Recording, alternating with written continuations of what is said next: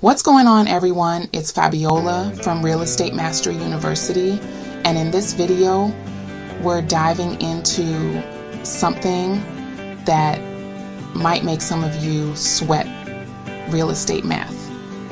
Look, I get it.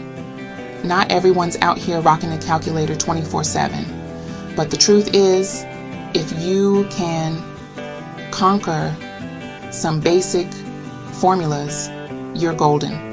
We're talking about turning those math questions on your real estate exam into easy wins. Think about it. The more confident you are with the math, the less you'll stress about the exam. The less you stress, the better you perform. It's all connected. So today, we're breaking down 3 key areas: commissions, prorations, and closing cost allocations. I'm going to give you the formulas, the strategies, and the confidence to absolutely crush it. Let's be real. Acing this exam isn't just about passing.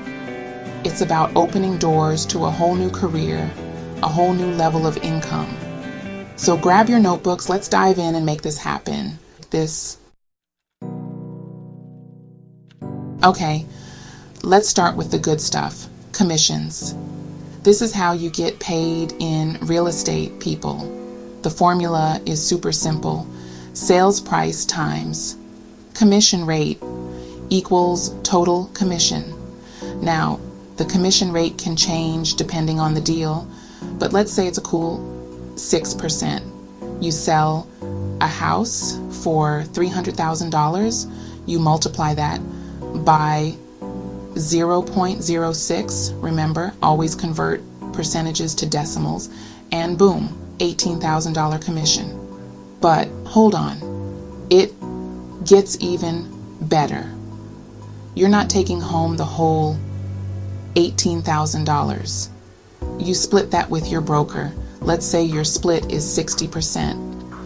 You multiply that $18,000 by 0.60, and you're looking at a cool $10,800 in your pocket.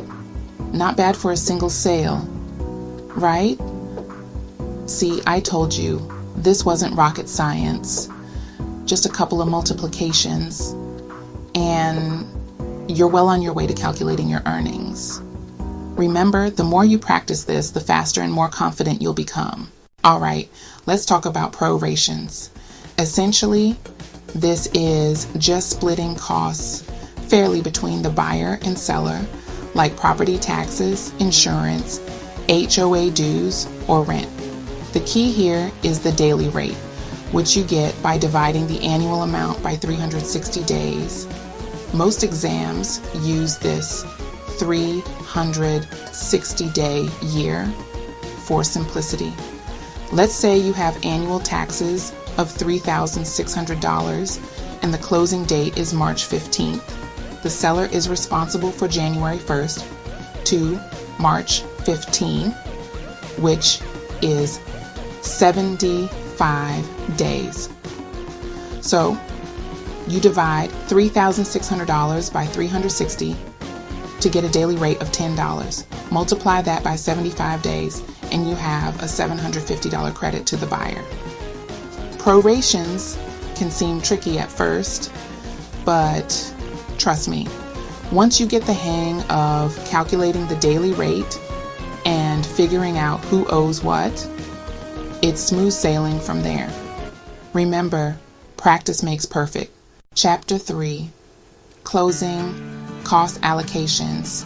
Who gets the credit? Finally, let's tackle closing cost allocations. This is all about figuring out who gets credit and who pays what at closing. For instance, if the seller prepaid property taxes, the buyer needs to credit them for the amount covering the period after closing. On the other hand, if the seller has any unpaid taxes, they'll need to credit the buyer for that. Same goes for things like prepaid rent. The buyer gets their share. The best way to visualize this is with T accounts or a proration chart. Write down all the costs, figure out who's responsible, and calculate the credits or debits accordingly. This makes the whole process way easier to understand and prevents any confusion on exam day. There you have it, guys. Real estate math doesn't have to be this big, scary monster in the closet. Once you break it down, it's actually pretty straightforward. Just remember those formulas, practice those calculations, and trust me, you'll be acing those math questions like it's nothing. Don't let the fear of math hold you back from building the career of your dreams. Remember, the more effort you put in now, the bigger the rewards later. So, hit that subscribe button, smash the like button if you found this helpful, and I'll see you in the next video where we'll be tackling even more real estate exam strategies. You got this.